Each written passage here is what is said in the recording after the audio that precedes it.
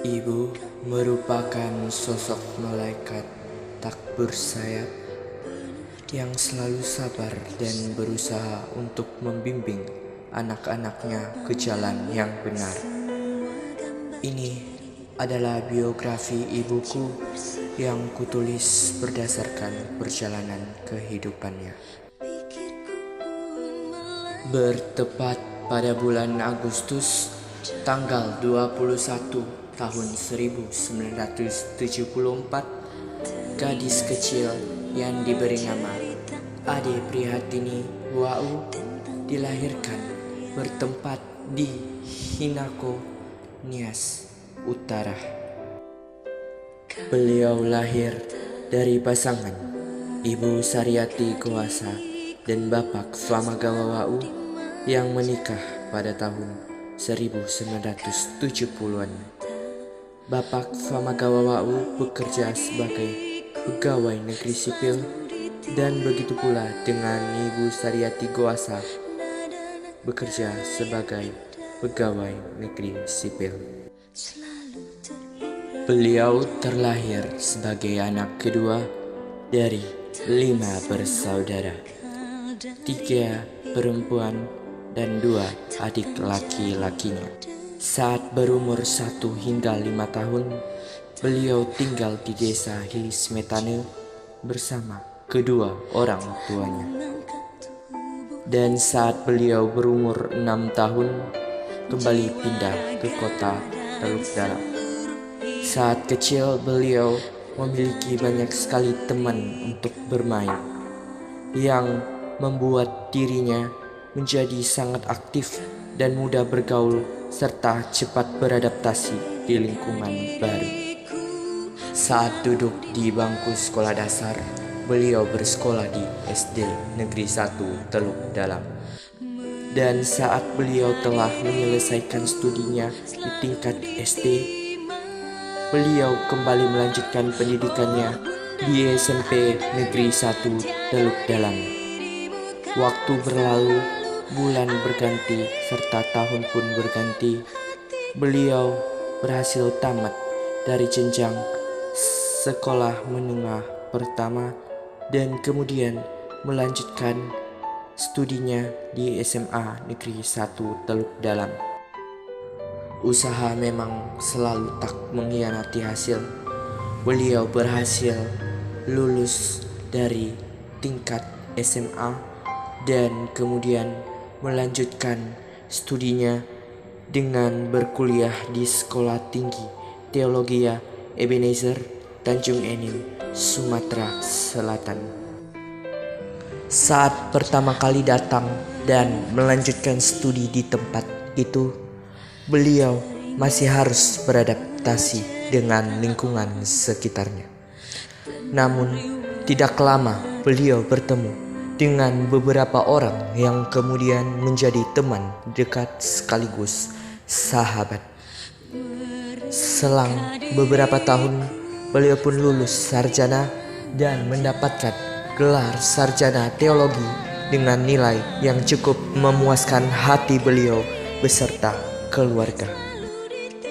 Setelah selesai menempuh pendidikan di Sekolah Tinggi Teologia Ebenezer, beliau melanjutkan praktik di Sulawesi Selatan, tepatnya di kota Maros kurang lebih 1 tahun lamanya.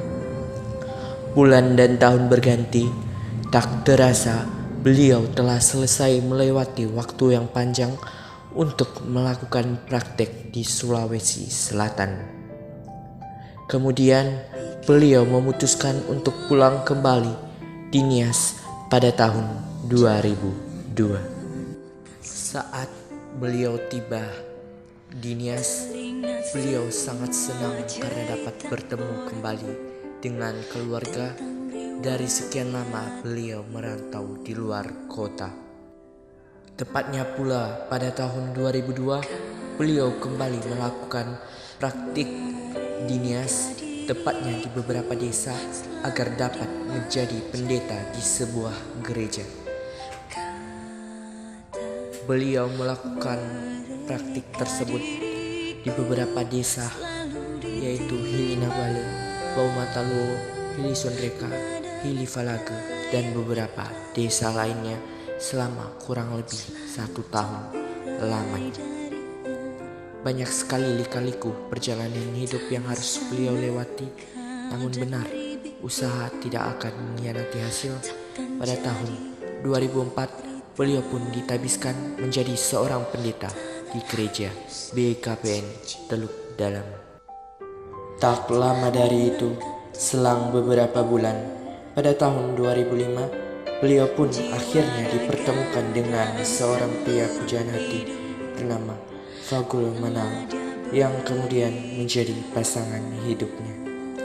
Pada tahun 2005, pasangan tersebut kemudian menikah dan resmi telah menjadi suami istri. Setahun ketika pasangan tersebut menikah, pada tanggal 18 Desember 2006 di kota Gunung Sitoli, lahirlah putri pertama yang diberi nama Anggi Natalia Putri Anugerah Manal. Kelahiran tersebut merupakan sukacita yang teramat besar untuk keluarga dan pasangan tersebut. Disusul pada tahun 2008 di bulan Agustus tanggal 29, lahirlah seorang putra yang diberi nama Yonatan Anugrah Ibezaro Manal yang kemudian kembali menjadi sukacita yang teramat besar bagi keluarga. Namun sayangnya pada tahun 2010 keluarga kecil itu diselimuti duka dikarenakan suami tercinta berpulang di pangkuan Tuhan Yang Maha Esa ketika anak kedua mereka akan berulang tahun pada tanggal 29 bulan Agustus nantinya. Kehilangan orang yang dikasihi memang sungguh berat, namun karena dukungan dan semangat dari orang tua serta orang-orang terdekat, pada tahun 2011 beliau kembali bangkit dari keterpurukan itu dan menjalani kehidupan bersama kedua anaknya.